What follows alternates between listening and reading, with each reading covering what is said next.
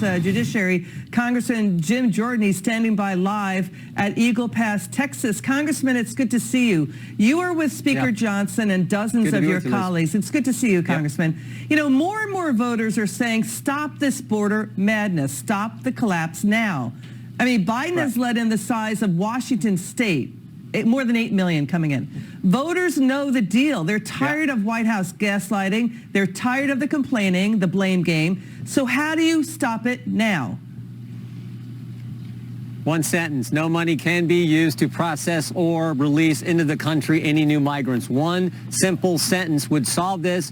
Tell the president, hey, we know you caused this problem. You're right, Liz. The magnitude of this problem, we are on pace, state of Washington now, but we're on pace to get to the entire population of the state of Ohio. We're on pace to get to 12 million people in President Biden's 4-year term. So, I mean, that is how serious this is, and it's time to just say, stop it. Suspend entry into the country. There can be a few exceptions for people who have to come in, who need some surgery or something special, but stop admission into the country. That is the only way to deal with this, and the country understands that's how serious the problem is. Yeah, Democrat mayors, Democrat voters in places like Los Angeles, Chicago, in Colorado, in New York City, they see the issue. They understand it now. Blue states are waking up. Is it House Homeland Security, their move to now launch the first impeachment hearings next Wednesday of Homeland Security Secretary Mayorkas? Is that the first step in the process to fixing the border? Well, I think we've been looking at Secretary Mayorkas and how he has mishandled this situation, but I think it's part of the whole administration. Understand, the American people know the magnitude of the problem. They also know the cause. Day one, January 20th, 2021, Joe Biden takes office. That day, they decided they were going to stop building the wall. They were going to end the Remain in Mexico policy, where you would evaluate their claims while they waited in Mexico.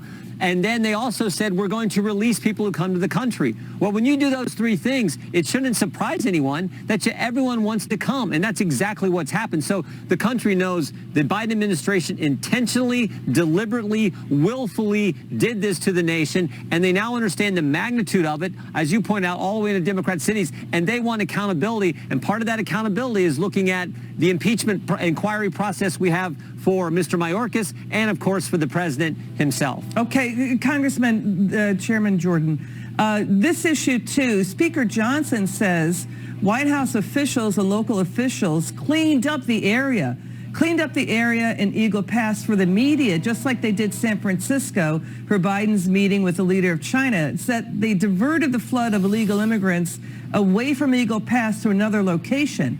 But that doesn't stop voters from seeing the numbers. Tens of thousands of criminal illegal immigrants already convicted of felonies in their home nations. About 1,300 terrorists caught crossing, nearly 2 million gotaways. How are both Biden and Mayorkas refusing to enforce the laws passed by Congress? Because Mayorkas is now blaming Texas for a failure of governance. That's what Mayorkas, though, is being accused of. So how are they breaking the rules, the laws that Congress enacted?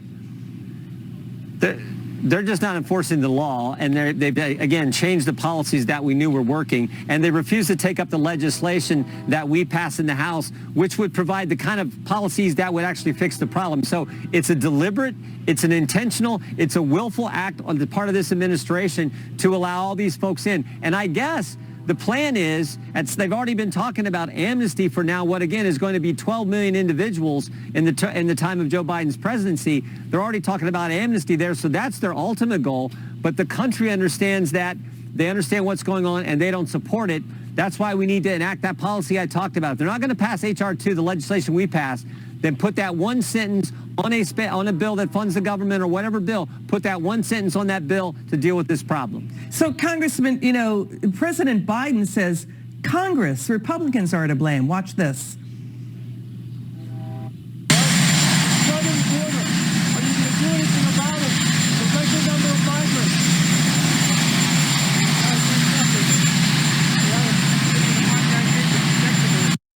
Okay, that's flat out misleading. Can't the president, with his own executive pen, wipe out the nearly 300 executive actions he did on the border, wiping out Trump's border policies? Because we're seeing U.S. cities, towns, and suburbs getting hit with hundreds of millions of dollars more in taxpayer costs. Why doesn't he revoke his own executive actions?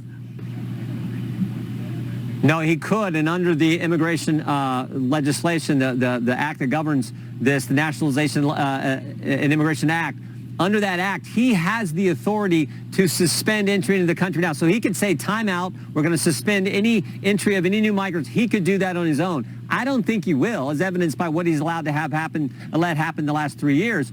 So that's why I think it's either he's got to pass our bill. He said he won't do that. That's why I think the answer is the one sentence I talked about, that we force onto legislation and force that in some negotiation that is upcoming. So I think that's the way we got to proceed, but we'll see what this administration does. And then, of course, the ultimate remedy is you got to have a new president. You got to have President Trump back in the White House. That's where the American people will weigh in, and I think they're getting ready to do that this coming November. You know what's happening? More and more suburbs and towns and states like Illinois or New Jersey, they're starting to enact their own rules to push back on illegal immigration. Yep. And what you see happening in Texas Governor Abbott is really furiously battling back against the Biden White House, threatening to sue over their Texas state border law and ramping up security there. And Mayorkas is trying to blame Governor Abbott's, quote, failure to govern. He says the Biden White House, though, the Abbott is saying the Biden White House is failing to govern. I mean, now, what do you make of the White House threatening to sue Texas in order to stop Texas's own new border security law?